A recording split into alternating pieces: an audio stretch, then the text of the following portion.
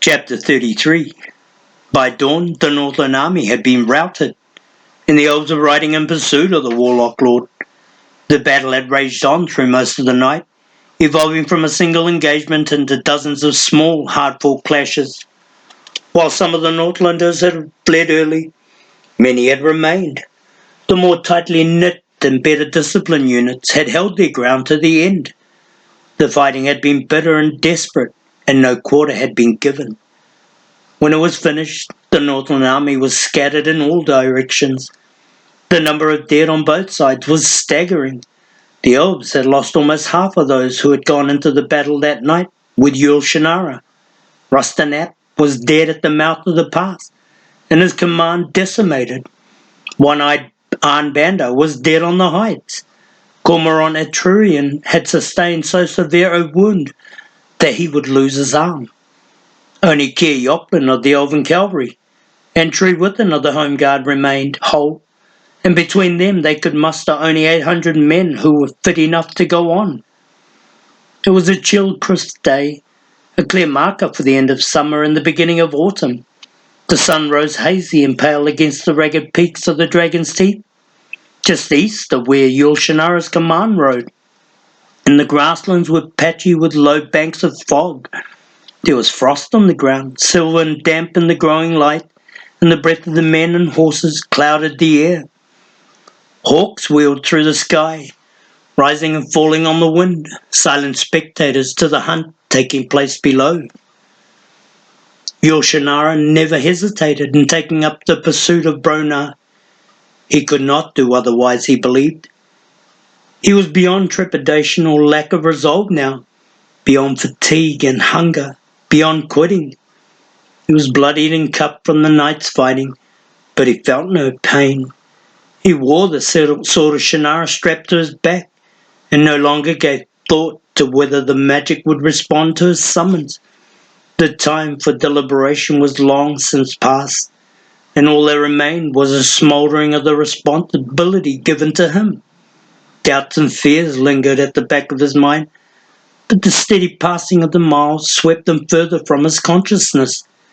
He could feel only the rush of his blood, the pounding of his heart, and the strength of his determination.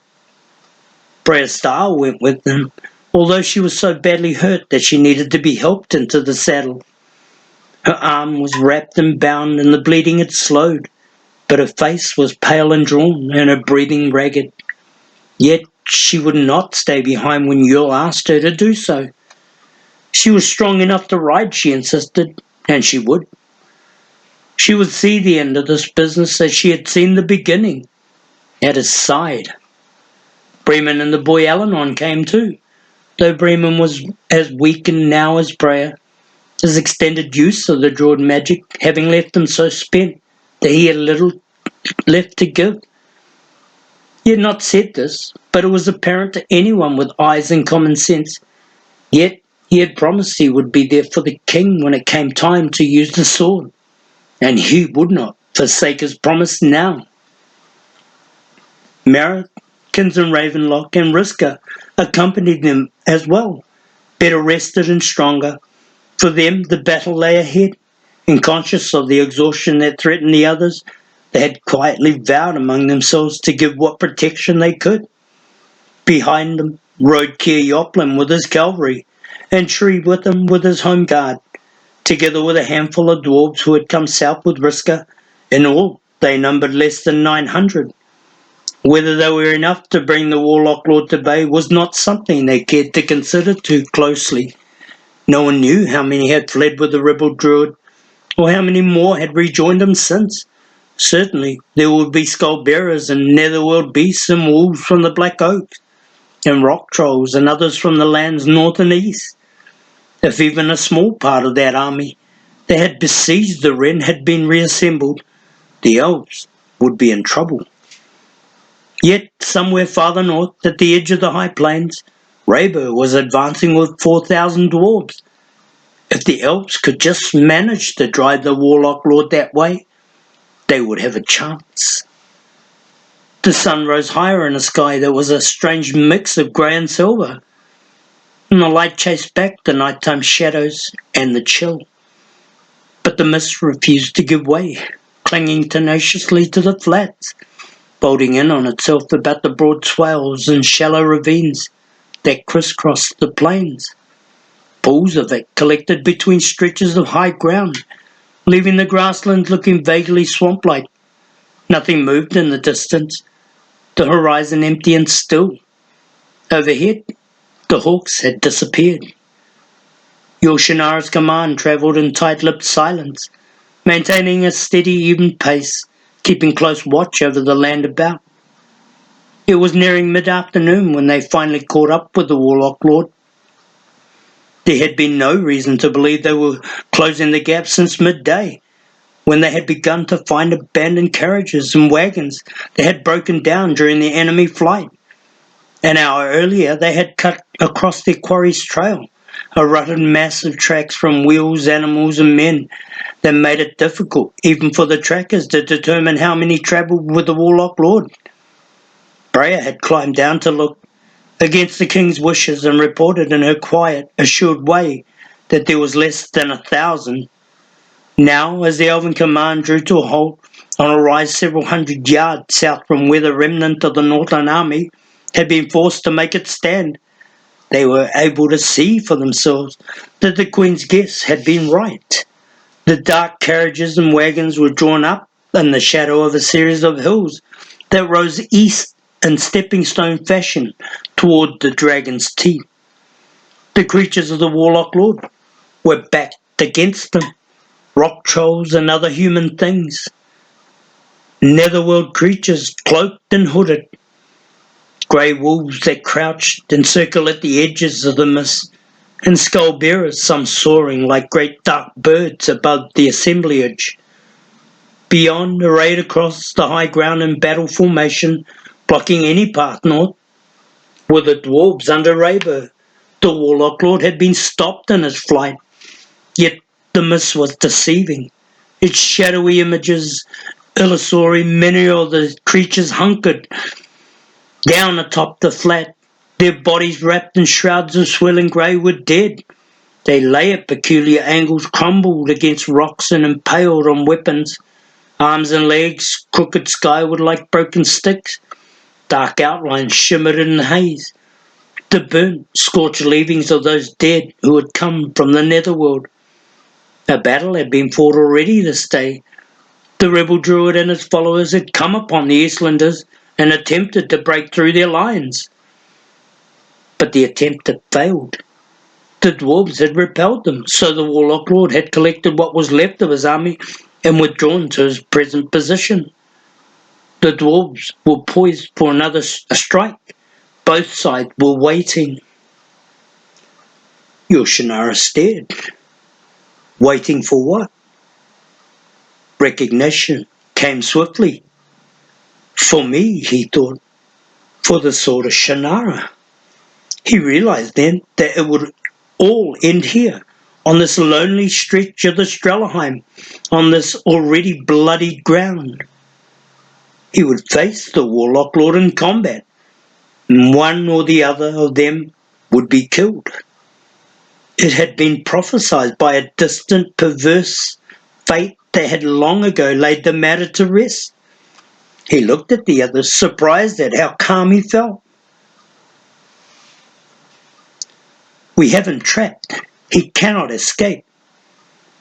The dwarves have denied him flight into the deep Northland. Now he must face us. Vriska hefted his battle axe. Let's not keep him waiting. One moment.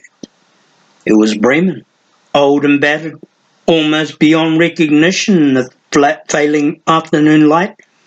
A worn-out stick man with nothing left to lean on but ragged determination. He is waiting for us indeed. He wants us to come. That should give us pause. The dwarf's face was hard, his eyes set. He has no choice but to wait. What troubles you, Bremen? Thank Vriska. He seeks to do battle with us, because if he wins, he might yet escape. The old man's eyes travelled from face to face. If he destroys us all those who remained of the Druids, and the King of the Elves in the bargain, he would eliminate the greatest of the dangers that threaten him, and perhaps facilitate a means for avoiding his own death. He could hide then and recover. He could wait for a chance to return. He will not escape me, Vriska muttered darkly. Do not underestimate him, Vriska, the old man cautioned. Do not underestimate the power of the magic he wields. There was a long silence. Vriska remembered how close he had come to dying the last time he had sought to engage the Warlock Lord. His gaze levelled on the old man, then shifted toward the hazy flats. What are you suggesting? That we do nothing? Only that we be cautious. Why would we be anything else? Vriska's voice was filled with impatience. We are wasting time. How long are we going to stand here? He waits for me, Jerle Shannara said suddenly. He knows I come for him. The others looked at him. He will do battle with me now, because he believes it is the easiest course for him to follow. He has no fear of me. He believes that I will be destroyed. You won't face him alone, said Prayer Star quickly. We will be with you. All of us, snapped Vriska, daring anyone to challenge him. But there is danger in this, Bremen cautioned again. All of us grouped together. We are tired and spent. We are not as strong as we should be. Mara stepped forward now, her dark face intense. We are strong enough, Bremen. She gripped the Druid staff tightly in both hands. You cannot expect us simply to stand and watch. We came a long way to see an end to this, echoed Kinsman Ravenlock. This is our fight as well. They stared at the old man, all of them, waiting for him to speak. He looked at them without seeing, his eyes distant and lost.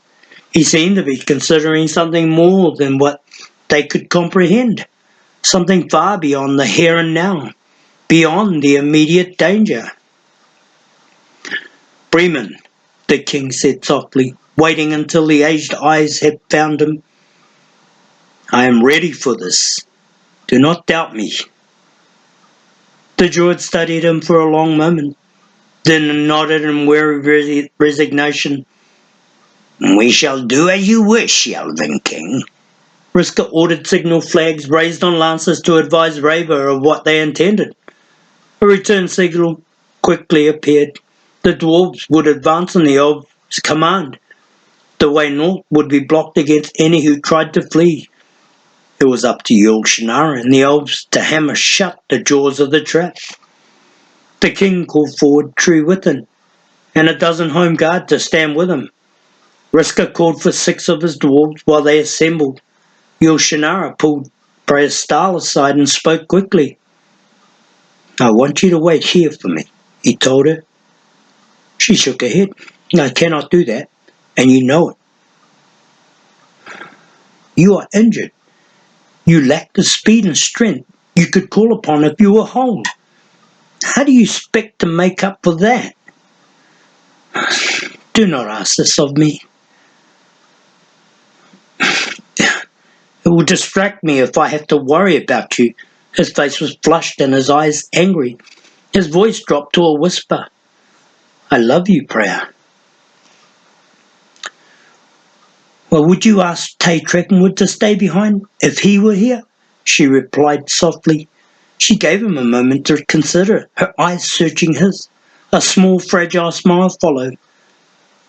I love you too, so don't expect less of me than I do of myself. At the same moment, Kinsman Ravenlock was speaking with Merritt. "Will you be all right when this begins?" he asked her quietly. She looked at him in surprise. Of course.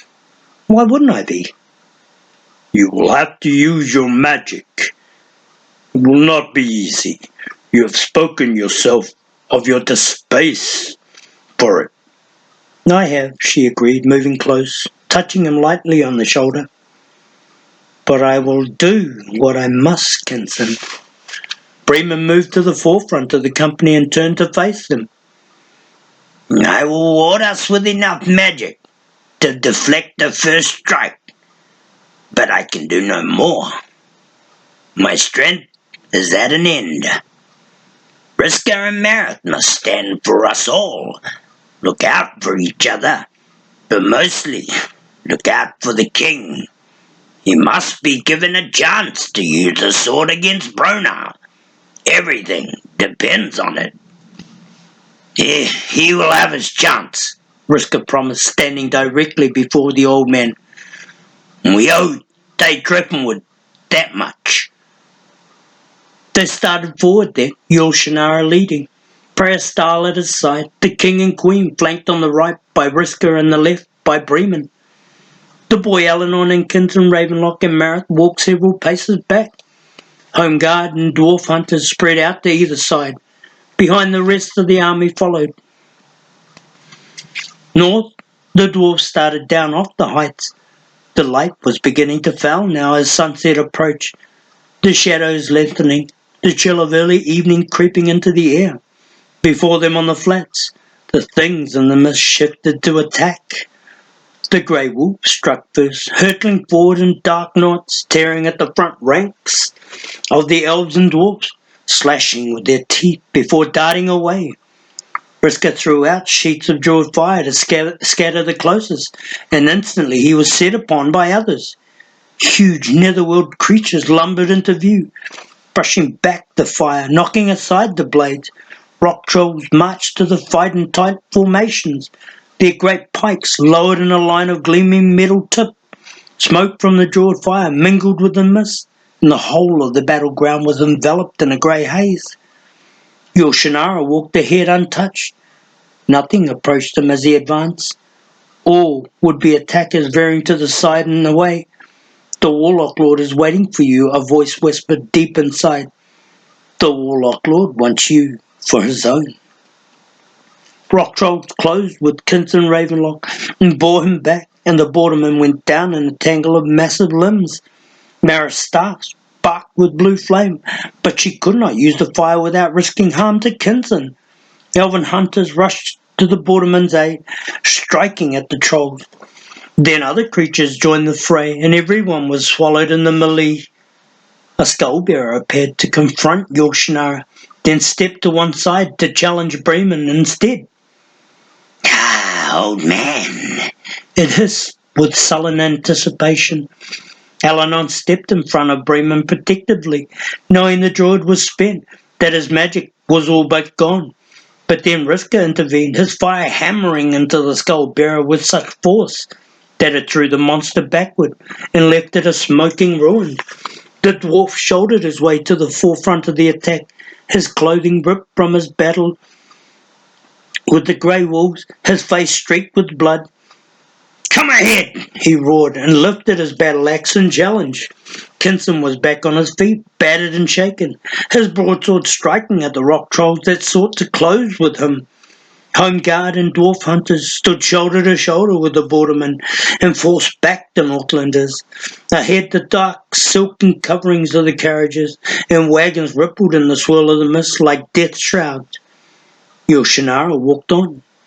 He was alone now, save for prayer. Bremen and Eleanor had fallen back, and Risker had disappeared in the fighting. Elven hunters and home guard darted through the haze, but the king occupied a space in which it seemed no one dared to step.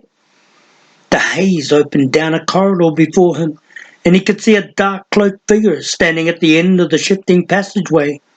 The hood lifted, and within the shadows red eyes burned with rage and defiance. It was the Warlock Lord. A robed arm lifted and beckoned the king. Come to me, Elf King. Come to me. Farther back, Bremen was struggling to reach the king. Eleanor was supporting him now, providing him with a strong shoulder on which to lean. The old man had summoned the druid fire anew, using the boy for added strength. But his weakness was profound.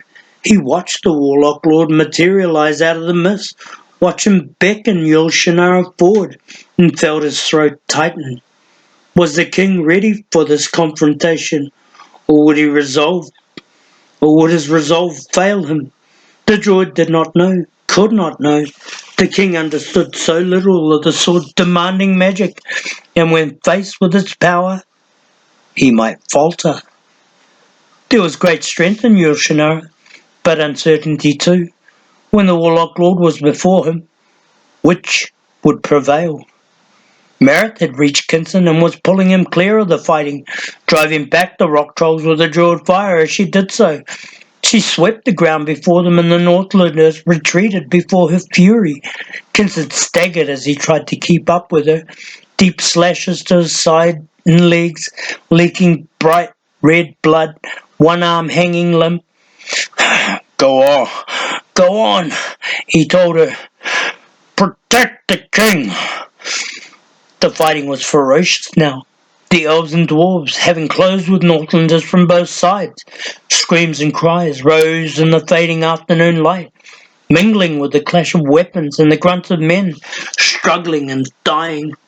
Blood soaked the earth in dark stains, and bodies lay broken and twisted in death. One of the wagons was pulled over, and creatures that looked to be made of sticks and metal poured out of the shattered bed, hissing like snakes stirred from a den. They came at Rabur with wicked intent, but the dwarves protecting the king drove them back. Frustrated in their efforts, they turned instead toward Bremen and Alanon. In a rush, they closed about the old man and the boy. They were wiry and gnarled and lacking human features, their faces blunt and broken, as if shaped by some monstrous birthing. They broke past the home guard that sought to stop them and flung themselves forward, recklessly. Eleanor tried to summon the druid fire, but this time his efforts failed him. Bremen was down on one knee, his head lowered, his concentration focused on Jerle Shannara, seeking him out in his mind as he walked deeper into the mist. It would have been the end of them both, but for Kinson Ravenlock. Trailing after Merritt, weakened from his wounds, he caught sight of the attack as it converged on the old man and the boy. Reacting on instinct, he drew on what fragile reserves of strength remained to him and rushed to their defence. He reached them just as the horde of wiry creatures broke past the home guard. His broadsword swung in an wide arc, and three of the creatures went down. Then he charged into the rest, flinging them back, hammering at them with his weapon. Teeth and claws slashed at him, and he could feel nail wounds open. There were too many for him to contain, and he called to Bremen and the boy to run. A moment later, the creatures overwhelmed him and bore him to the ground. But Mara saved him once more, appearing in a blaze of druid fire, her staff flaring wildly. The netherworld creatures turned to strike at her, but the fire cast them away as if they were old and brittle. A counterattack ensued as other beings descended on the young woman, trying to break past her shield of flame. Kinson tried to get to his feet, but he was borne back again in the struggle. Home guard, dwarves, rock trolls, and monsters appeared in droves, and for a moment it seemed as if all the remaining soldiers of both armies had converged at this single point on the battlefield. Ahead, walled away by the mist, Jerle Shannara advanced toward the Warlock Lord. Brona had grown in size with each step the Elf King had taken until now. He seemed enormous. His dark form blocked the light at the tunnel's far end, and his eyes were bright with fiery disdain. Creatures faded in and out of the haze about him protectively. Jerle felt his confidence begin to waver. Something surged out of the mist and snatched Prayer from his side. He wheeled to save her, but she was already gone, disappeared into the gloom. The king cried out in fear and anger. Then he heard her voice whisper hurriedly in his ear. felt her hand clutch his arm and realized she had never left him at all, and what he had seen was only an illusion. The Warlock Lord's laughter was wicked and sly. "Come to me, Elf King, come to me." Then Prowl stumbled and went down. Jerle reached for her without taking his eyes from the dark figure ahead, but she pulled away from him. "Leave me," she said.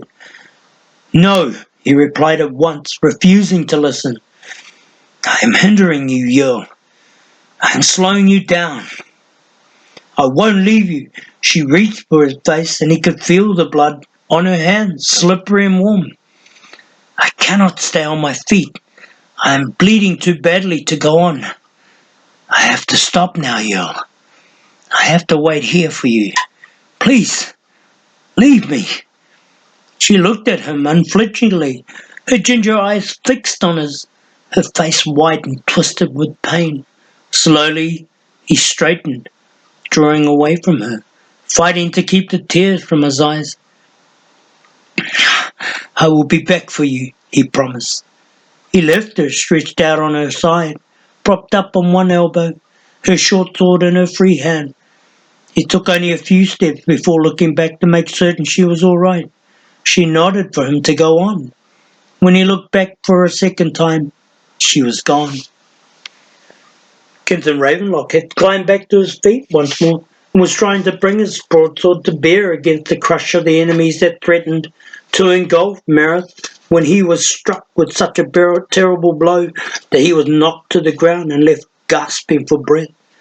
Mareth turned toward him, and as she did so she was set upon by a huge wolf. It was on her before she could bring the druid fire to bear, slamming into her with such force that she lost her grip on the druid's staff. She went down in a heap, the wolf tearing at her. Kinsett heard her scream and tried desperately to go to her, but his legs would not respond. He lay there, spitting blood, his breathing harsh and shallow, his consciousness fading away. Then the druid fire exploded out of Mareth, flying her in all directions. The attacking wolf was incinerated. Everyone standing for a dozen yards around was consumed. Kinsett covered his head instinctively, but the fire singed his face and hands and sucked away the air he tried to breathe. The borderman cried out helplessly, and everything disappeared in a huge rush of flames. In the tunnel of mist that led to the Warlock Lord, Preastal watched as one of the skull bearers materialized out of the gloom and started toward her. Jerle was no longer visible, too far ahead now to be seen. She could have called out to him, but she chose not to. Painfully she pulled herself to her knees, but could go no further. Frustration tore at her, yet it had been her choice to come. She watched as the creature approached, her sword held protectively before her. She would have only one chance to strike, and that might not be enough in any case. She took a deep breath, wishing she had strength enough to stand. The skull-bearer hissed at her, and his great leathery wings flapped softly against its humped back. "Little elf," It whispered in pleasure, and its red eyes gleamed. It reached for her, and she drew back her sword to strike. Jerle Shannara had closed the distance between himself and the Warlock Lord to less than a dozen yards. He watched the dark cloak form shift and change before him, as if part of the mist that swirled about them both. Within the hooded shadows, the twin fires of its eyes burned with fierce intent. No part of what was left of Brona revealed itself. The Warlock Lord floated above the earth, as if weightless, an empty shell. The strange, compelling voice continued to call to the king, the Elf King. "Come to me, come to me." Jerle Shannara did. He brought up his sword, the talisman he had carried to this confrontation, the magic he did not know how to use. And he advanced to do battle. As he did so, a flash of light danced off the surface of the blade, ran its polished length and disappeared into his body. He folded as the light entered him, feeling it pulse with energy. A warm rush enveloped him, spreading outward from his chest to his limbs. He felt the warmth return to the sword, carrying it with some part of himself, joining the two so that he became one with the blade. It happened so fast that it was done before he could think to stop it.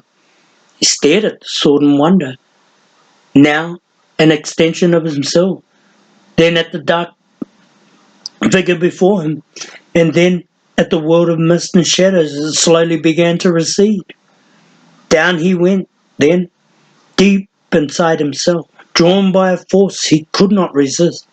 He grew tiny as the world about him grew large, and soon he was reduced to an insignificant speck of light in a vast, teeming universe of lives. He saw himself as he was, almost without presence, little more than dust. He was born on the back of a wind over all the world that was and all that would ever be. The whole of it revealed in a vast tapestry that spread so much farther than he could hope to see or even to travel. This was what he was, he realized. This was his worth in the larger scheme of things. Then the world he flew above seemed to shed its skin in layers, and what had been bright and perfect turned dark and flawed. All the horrors and betrayals of all the creatures throughout time flared to life in tiny segments of revelation. Jerle Shannara recoiled from the pain and dismay he felt at each, but there was no turning away. This was the truth of things, the truth that he had been told the sword would reveal to him. He shuddered at the vastness of it, at the depth and breadth of its permutations. He was horrified and ashamed, stripped of his illusions, forced to see his world and its people for what they were. He felt in that instant as if he might fail in his resolve, but the images withdrew, the world darkened, and for a moment he was back in the mist, standing frozen before the towering form of the Warlock Lord, the sword of Shannara gleaming with white light. "Help me," he prayed to no one, for he was all alone. The light filled him anew, and again the world of mist and shadows receded.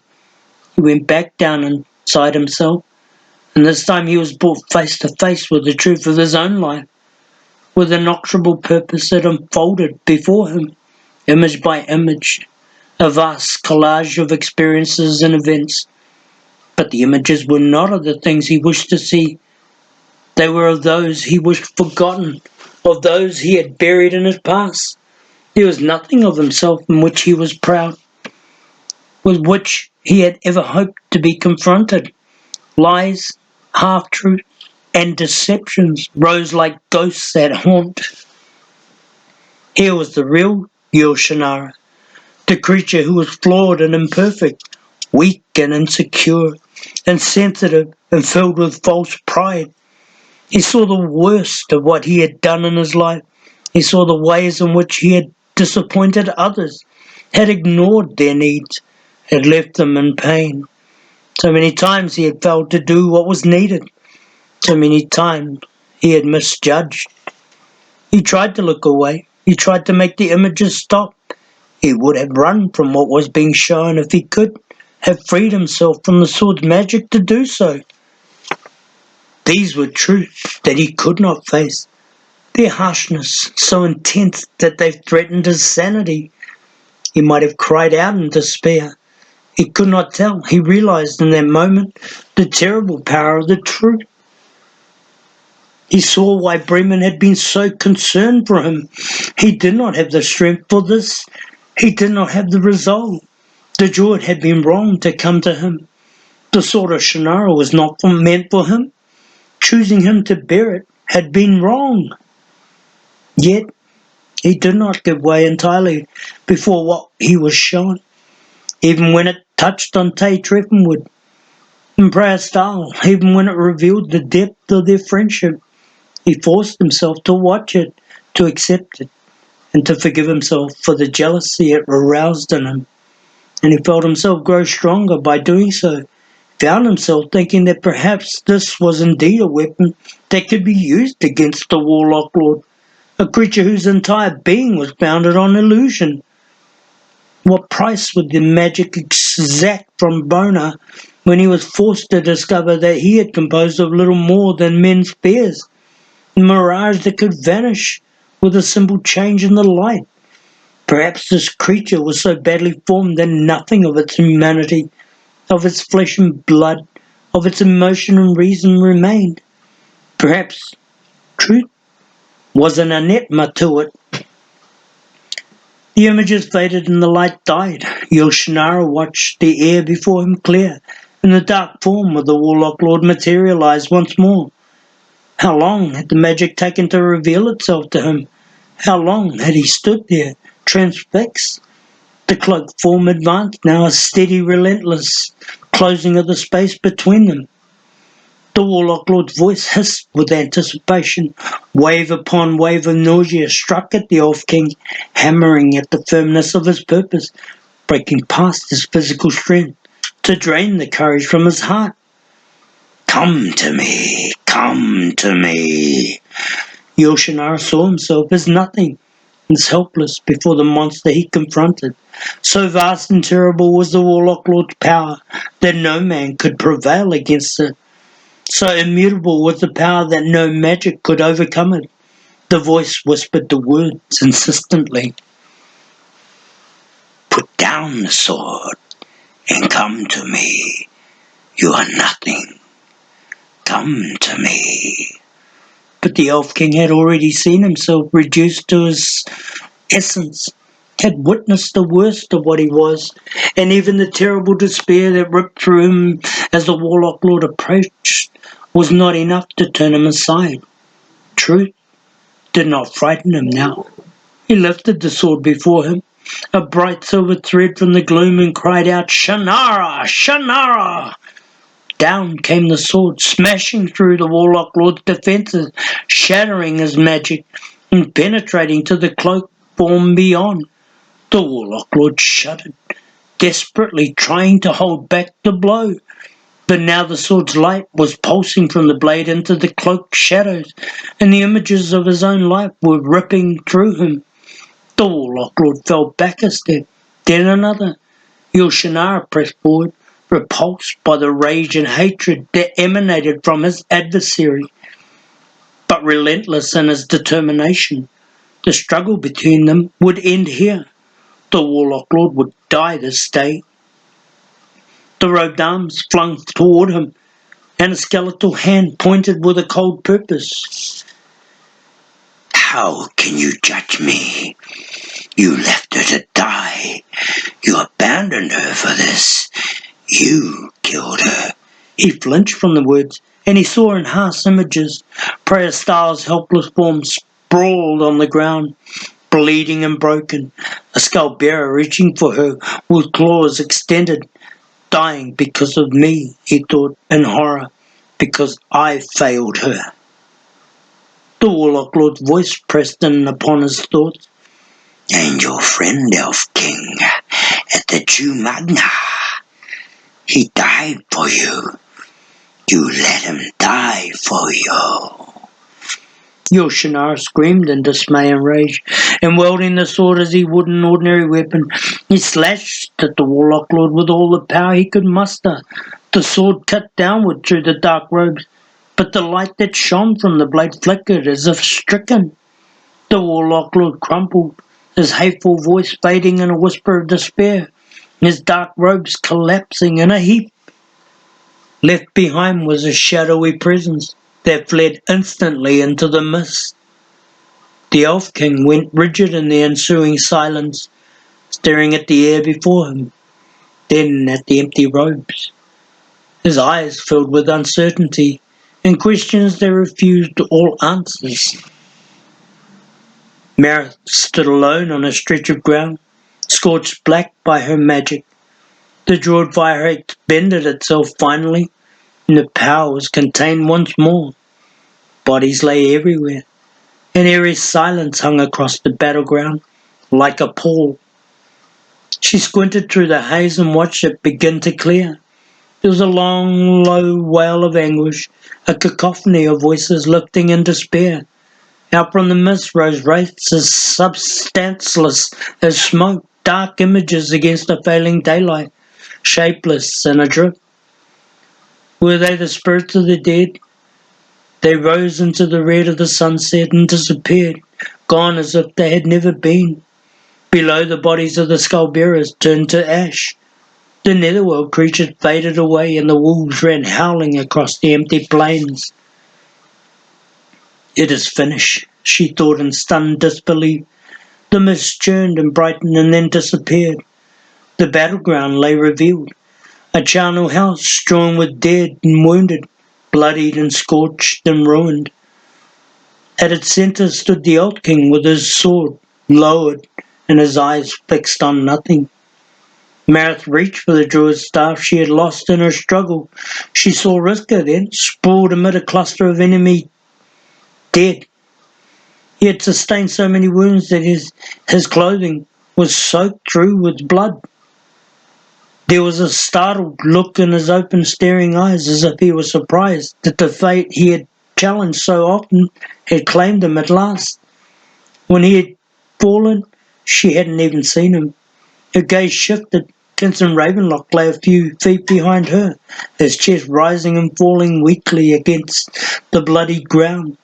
Beyond, a little further back on the flats, crouched Bremen and the boy. Her eyes locked on the druid, and only for a moment they stared fixedly at each other. She thought of how long and hard she had looked for him, of how much she had given of herself to become a druid, and of the price that had been exacted from her. Bremen and she. They were the past and present of things, the druid in twilight and the druid to be. Tage Treffenwood was gone, Riska lay dead. Bremen was an old man. Soon he would be all that remained of their order, the last of the druids. Her eyes left Bremen, and she picked up the staff. She held it in her hands as if she weighted it with the responsibility of being who and what she was, and she gazed out across the battleground in despair. Tears came to her eyes. Let it end here, she thought. Then she cast the staff away from her and bent to cradle Kinson.